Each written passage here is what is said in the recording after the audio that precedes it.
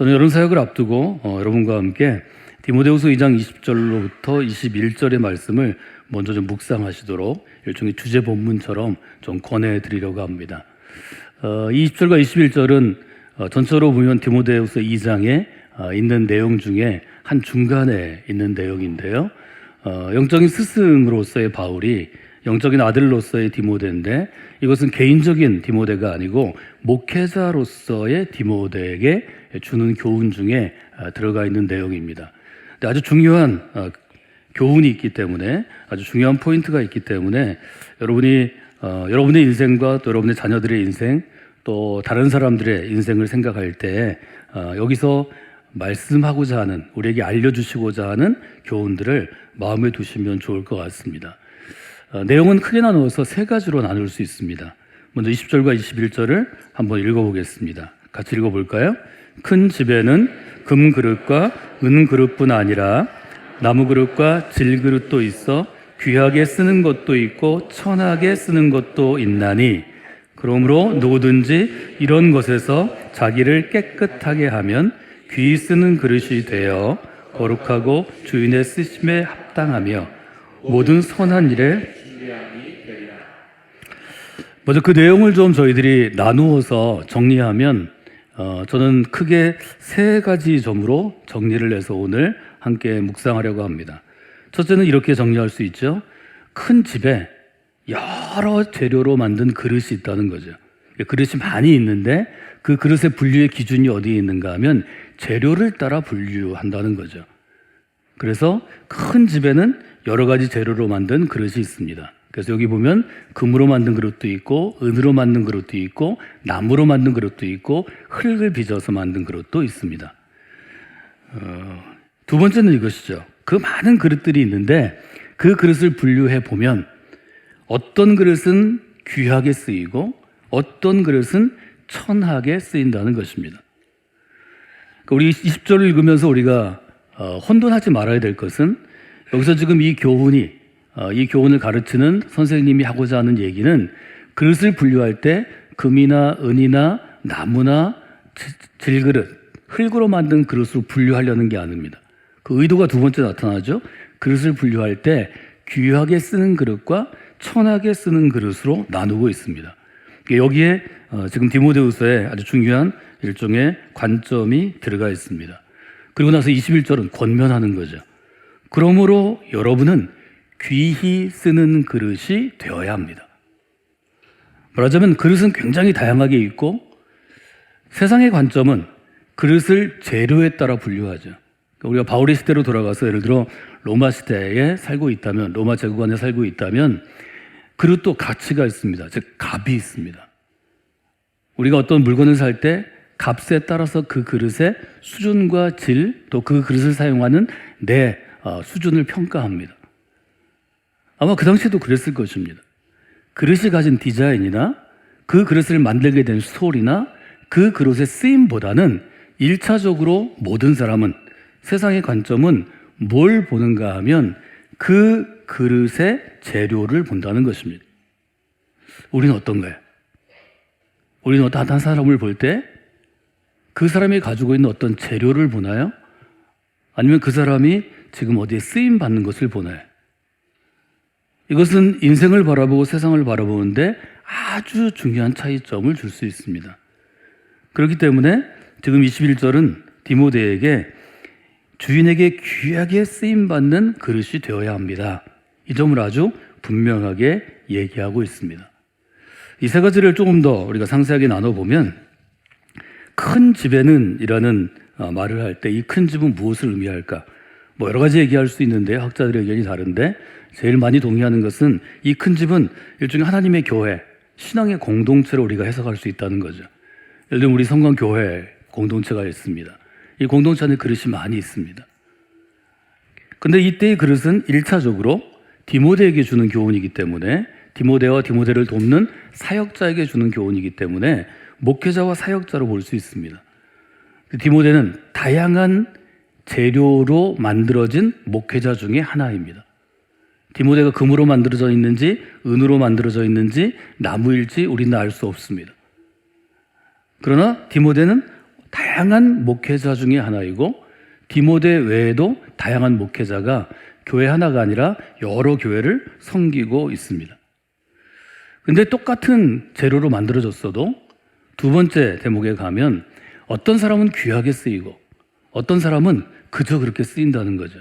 여기 천하게라고 번역되었기 때문에 제가 천하다라는 말을 별로 좋아하지 않습니다. 근데 귀한 것의 반대가 천한 것이기 때문에 성경은 그렇게 번역했는데요. 천한 것은 1차적으로는 신분에 쓰였죠. 신분이 낮으면 천하다 이런 표현을 했습니다. 그런데 그 사람이 신분이 높아도 하는 말투나 행동이나 생각이 이건 너무 수준이 낮으면 천하다라는 말을 씁니다. 물건에 쓸 때는 물건이 귀하지 않고 뭔가 좀 문제가 있고 하자가 있으면 천하다라는 말을 씁니다. 좋은 재료로 만들어져서 다양하게 만들어진 그릇도 어떤 그릇은 귀하게 쓰이고 어떤 그릇은 천하게 쓰인다는 것입니다. 그러면 생각 있는 사람들은 다음 생각을 할 수 있죠. 그럼 나는 귀하게 쓰이는 그릇이 돼야 되겠구나. 디모데에게 지금 바울은 굉장히 중요한 아주 논리적인 가르침을 주고 있죠. 세 번째, 디모데에게 주는 교훈은 어떤 것일까요? 저는 세 가지로 정리해 봤습니다.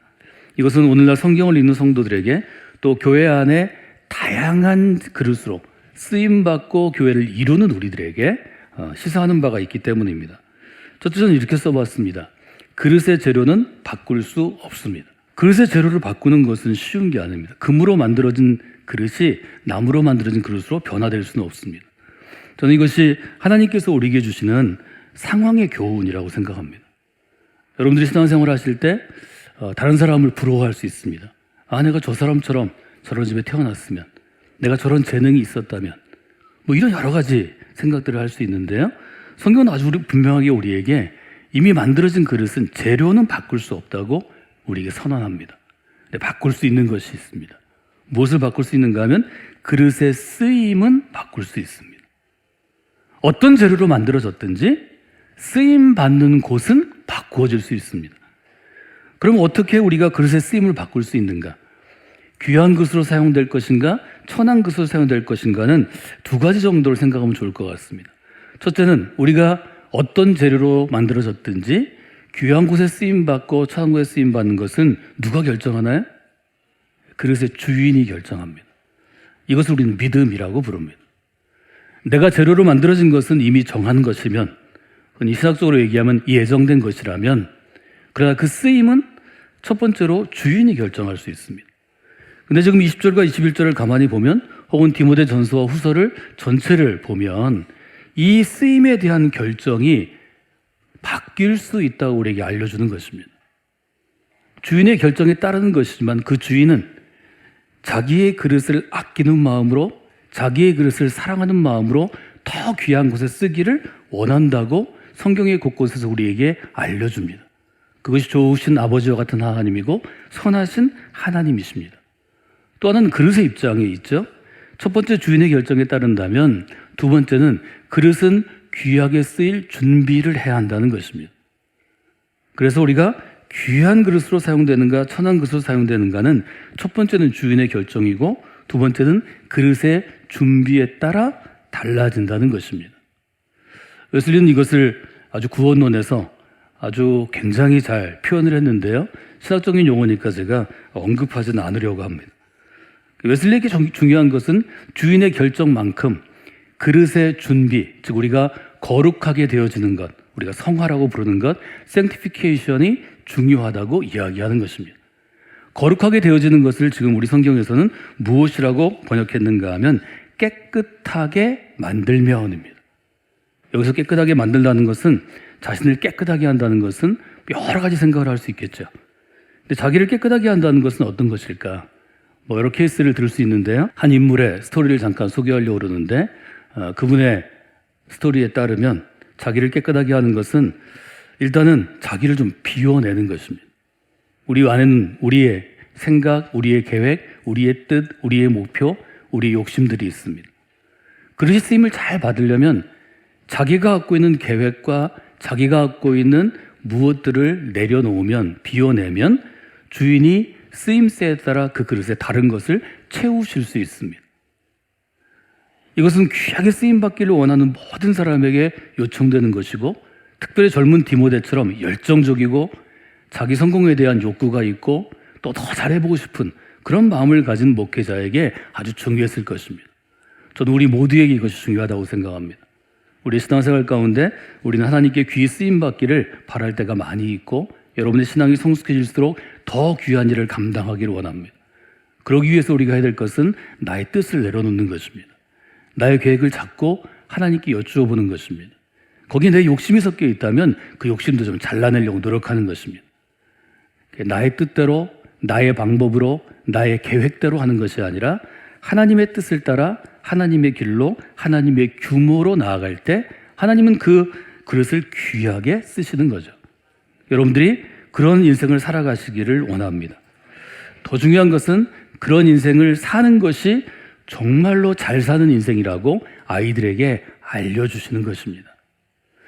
때때로 우리는 내 자신의 인생에 대해서는 귀하게 쓰임받는 그릇이 되기를 기도하면서 아이들에게는 세상의 관점대로 재료를 좀 바꿔서 금그릇이 되라든지, 우리가 그런 요구를 아이들이 할 때가 많이 있습니다. 내가 원하는 것을 가득 채워서 성공한 사람이 되라든지, 말하자면 우리가 신앙에서 고백하고 배운 것과는 이율배반적인 요청들을 아이들에게 할 수 있습니다. 아이들이 점점 자라나면서 거기에서 이중성을 발견하게 되면 믿음에서 떠나는 가장 큰 원인이 됩니다. 제가 존경하는 분 중에 한 분인데 유일한 선생입니다. 유일한 선생은 어린 시절에 미국에 가게 됩니다. 미국에 보낸 아버지의 뜻이 중요합니다. 한 사람의 인생이 귀히 쓰는 그릇이 되기 위해서는 적어도 여러 사람의 영향력이 필요한데 1차적으로는 부모의 영향이 가장 큽니다. 그의 부모는 유기현이라는 분이었는데 이분은 아주 일찍 세계를 품은 생각을 갖게 됩니다. 구한말 때입니다. 일제강점기 이전에 그의 부친인 유기현은 자기 어린 자녀를 미국과 유럽에 보내어 교육을 시켜야 우리나라가 주권을 지킬 수 있다고 생각하게 됩니다. 그는 늘 이렇게 얘기했다고 합니다. 이승만이나 박용만 선생의 말처럼 나라가 어수선할수록 장차 인재가 될 인물들을 일찍부터 세계로 보내야 하네. 이때가 1890년대 일입니다. 유기현은 기독교를 통해서 일찍이 서양 문물을 접했고 또 민족의 지도자들과 교제하다가 조국의 현실과 개화사상에 눈을 뜨게 됩니다. 유기현이 어린 아들이 10살 때 마침 자신이 잘 지내는 대한제국의 순회공사 박장현이 멕시코로 부임하게 되는데 미국을 거쳐서 부임하는 그러한 루트로 가게 되는 것을 듣고 아들을 미국에 보내기로 결심합니다. 아내도 반대하고 아들은 떨어지기가 싫죠. 10살 된 아들을 떨어뜨릴 때 아버지는 아들에게 이렇게 얘기했다고 합니다. 너 혼자 잘 되라고 미국 보내는 거 아니다. 우리 가족 잘 되려고 보내는 것도 아니다. 서재필 선생이나 이승만 선생처럼 미국에서 공부해서 우리나라를 위해서 일하라고 너를 보내는 것이다. 저는 유일한 선생의 일대기를 한 그리스도인이 정리하고 소개한 자리에서 이 부분에 크게 밑줄을 쳤습니다. 그리고 제가 그렇게 썼습니다. 세계를 품은 그리스도인을 길러내야 되겠다. 이것이 성관계 믿음의 공동체에서 자라는 아이들에게 어떤 사람이 되어야 합니까? 세계를 품은 그리스도인이 되어야 합니다. 이것을 함께 나눈 지 30년쯤 되었습니다. 그때가 1904년입니다. 1904년에 10살 된 아들을 미국으로 보냅니다. 너무 어린 나이에 또 아무런 도움도 없이 미국에 내던져진 이 아이가 어떻게 살아남아야 했을지를 우리가 능히 상상할 수 있습니다. 지금도 유학은 힘든 것입니다. 지금은 부모들이 생활비를 다 대줘도 아이들이 힘들어합니다. 미국 사회에서 생활비 없이 10살짜리가 혼자 유학하는 일은 불가능한 일입니다. 그러나 그는 1919년에 미시간 대학 상가대학을 졸업하고 그의 필라델피아에서 한인자유대의 결의문을 작성하고 또 이 대회를 통해서 서재필 선생과 만나서 교분을 맺게 됩니다. 1922년에 친구와 함께 라소이 식품회사를 설립하는데 이것이 큰 성공을 거두어서 미국에서 사업가로 자리를 잡게 됩니다. 그러나 그의 마음에는 우리나라를 위해서 일하기 위해 어린 너를 미국에 보낸다는 아버지의 말씀이 아주 가슴 깊이 박혀 있게 됩니다. 그는 호미리 씨와 결혼한 다음에 한국과 계속해서 연관을 갖는데 그 당시에 세브란스 의학 전문학교의 학장이었던 에비슨이 유일한 부부를 초청합니다. 유일한 선생은 연희전문학교 상과 교수로, 호미리 여사는 세브란스 의전의 소아과 과정으로 일해달라고 초청을 합니다. 그때 한국에 올 생각을 하고 여러 사람들을 만났는데 주변 사람들은 다 반대했다고 합니다. 미국의 성공한 사업가가 됐고 안정되었는데 왜 일제강점기에 그 망해가는 나라에 돌아가려고 하느냐는 그러한 만류를 받았습니다. 아마 고민을 많이 했을 것입니다. 그래서 그를 초청했던 에비스는 한국 최초의 병원인 제중원에 부임해서 자기의 인생을 바친 사람입니다. 그의 기도가 세브란스라는 한 인물을 움직여서 지금의 세브란스 병원이 되었습니다. 그의 기도가 유일한도 움직입니다. 귀국을 반대하는 사람들을 만나면서 그에게 큰 영향을 준 것은 서재필 선생이었습니다. 서재필은 유리한이 찾아와서 자기의 미래에 대해서 상의할 때 한 가지를 당부했다고 합니다. 어떤 경우라도 자네가 대한민국 사람인 것을 잊지 않아야 하네. 이것이 서재필 선생이 그에게 준 큰 조언이었고, 그때 조각가로 활동하던 딸을 불러서 유일한에게 한 작품을 선물합니다. 그것이 목각으로 되어 있는 버드나무입니다. 버드나무를 주면서 그는 이렇게 얘기했다고 합니다. 이 나무에 새겨진 버드나무처럼 민족이 쉴 수 있는, 편히 쉴 수 있는 큰 그늘이 자네가 되어줘야 되겠네. 이렇게 이야기했다고 합니다. 아마 유일한은 그 순간에 큰 결심을 굳혔던 것 같습니다. 그리고 돌아와서는 대학교에서 젊은이들 가르치는 교수직을 그가 선택한 것이 아니고 유한양행이라는 제약사를 만들어서 특별히 그때는 소가리가 많았다고 합니다. 좋지 못한 음식, 상한 음식을 많이 먹으니까 배탈 나고 광난이 나서 죽는 아이들과 사람들이 많았는데 그런 제품부터 아주 값싸게 모든 사람에게 의사의 진료를 받지 않고 할 수 있는 그런 제품들을 나누기 시작하고, 이것이 헐벗고 가난하게 사는 민족에게 가장 필요한 것이고 삶의 질을 향상시킬 수 있는 일이라고 생각했기 때문이죠. 제가 한 인물의 일이기도 하고 한 회사의 일이기도 하기 때문에 지금은 물론 이 회사가 어려움에 처했다는 얘기를 듣고 제가 마음이 많이 아팠을 때가 여러 번 있었습니다. 그러나 하나님께서 그를 움직여서 일제강점기부터 전쟁의 시절을 지나서 우리가 가난했던 시절을 이길 수 있게 한 것, 이것은 그리스도인이 할 수 있는, 말하자면 이 나라나 또 백성들을 위해, 사람들을 위해서 할 수 있는 저는 가장 큰 공헌이요 헌신이라고 생각합니다. 우리는 내일을 위해서, 미래를 위해서 여러 가지를 생각합니다.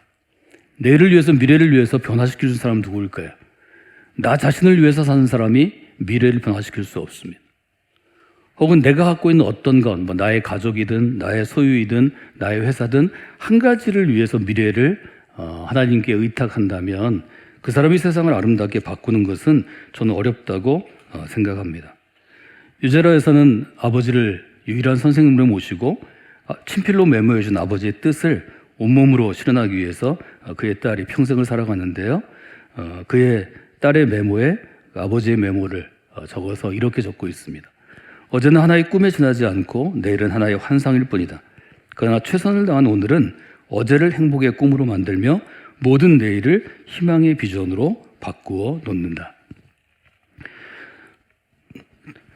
저는 우리가 그리스도인으로 살아갈 때, 처음에 우리가 신앙생활을 할 때 혹은 종교로서의 기독교를 받아들일 때는 나 자신의 행복과 평안과 안정을 위해서 신앙생활을 시작하는 것이 사실은 대부분 한계 상황에 처한 사람들의 상황입니다. 그러나 그리스도교 신앙이 위대한 것은, 그리스도의 정신이 위대한 것은 우리가 나 하나를 위해서 내가 좀 성공하려고, 내가 좀 잘 살려고 믿은 예수 그리스도를 통하여 세계를 품게 된다는 것입니다. 미래를 품게 된다는 것입니다. 이것은 위대한 변혁입니다. 저는 그것 때문에 하나님께서 그리스도를 통한 구원의 사건과 신앙을 우리에게 주셨다고 확신합니다. 우리 인생을 그릇에 비유하면 우리는 내가 만들어진 이 재료를 바꿀 수는 없습니다. 우리의 외모 혹은 우리가 갖고 있는 어떤 재능, 이미 주어진 천부적인 그것들은 바꿀 수 없는 것입니다. 우리가 자꾸 그 재료를 중시하는 것은 재료가 그 사람의 값어치를 결정한다고 생각하기 때문입니다. 여러분, 젊을 때에는 내 자신의 영향력이 적을 때에는 혹 재료가 우리의 값어치를 결정할 수 있습니다. 누구 아들인가? 누구 딸인가? 어느 회사에 다니는가? 어떤 집에 살고 있는가? 무엇을 소유하고 있는가? 이것이 여러분의 값어치를 결정할 수 있습니다. 그러나 나이 들으면 그 재료가 그 사람의 값어치를 결정하지 않습니다.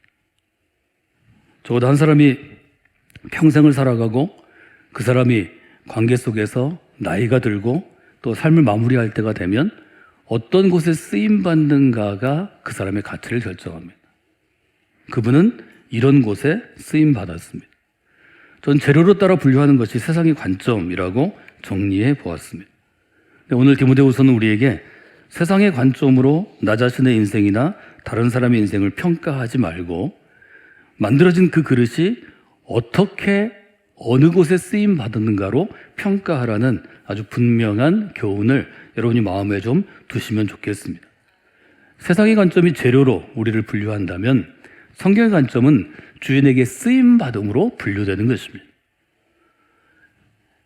좋은 재료로 만들어진 그릇이 좋은 곳에 쓰임 받으면 귀한 일입니다. 그러나 평범한 재료로 만들어진 그릇이 좋은 일에 쓰임 받는다면 그것은 귀한 일을 넘어서 그것은 기적에 가까운 것입니다. 저는 이것이 그리스도께서 우리에게 주시는 소망이라고 정의하고 싶습니다. 이런 일이 우리의 인생 가운데, 여러분의 인생 가운데 일어날 때, 여러분의 삶 가운데 일어날 때, 그때 그리스도께서 이 땅에 소망이 되실 수 있습니다. 그리스도께서 이 땅에 소망이 되시는 것은 교회를 크게 짓고 십자가 첨탑을 높게 열고 그 위에 그리스도, 우리의 소망이라고 쓰는 것에서 시작하는 것이 아닙니다. 우리의 차 범퍼에 그리스도 우리의 소망이라고 쓰는 것으로 그것이 완성되는 것이 아닙니다.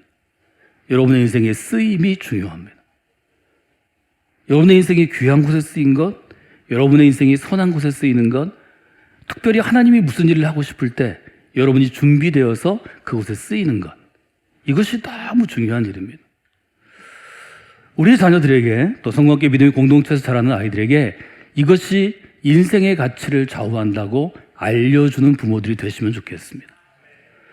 이것이 인생의 가치를 좌우할 뿐만이 아니라 하나님이 우리를 부르신 그 부르심의 의미라는 것을 알려주는 우리 교회학교와 또 자녀사역에 함께하는 모든 우리 선생님과 봉사자들, 사역자들의 아주 분명한 자기 신념, 또 하나님이 주시는 신앙의 고백이 되었으면 좋겠습니다. 그래서 이 고백을 품고 우리 아이들이 인생 가운데 살아갈 때 하나님께서는 귀하게 쓰이는 그릇을 통하여서 하나님이 원하시는 의롭고 아름답고 선한 일로의 변화를 이루어내시는 것입니다.